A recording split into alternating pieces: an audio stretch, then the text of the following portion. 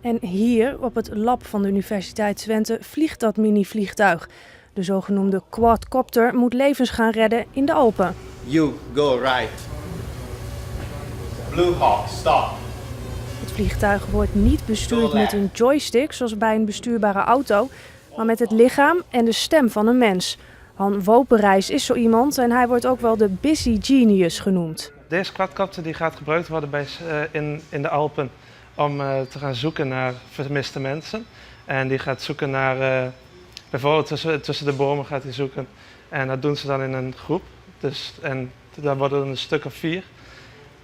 En die ga ik dan aansturen met mijn Xsense-pak. De quadcopter werkt op een accu en die gaat natuurlijk een keertje leeg. En op dat punt komt de Universiteit Twente in beeld. Die quadrocopters, als die leeg zijn, komen in de buurt van die donkey. En de arm pakt ze dan van de lucht en zet gewoon een soort systeem waar de accu gewisseld wordt. En dan kan direct weer weg met de nieuwe accu. Een arm dus, die het vliegtuig automatisch in de lader zet.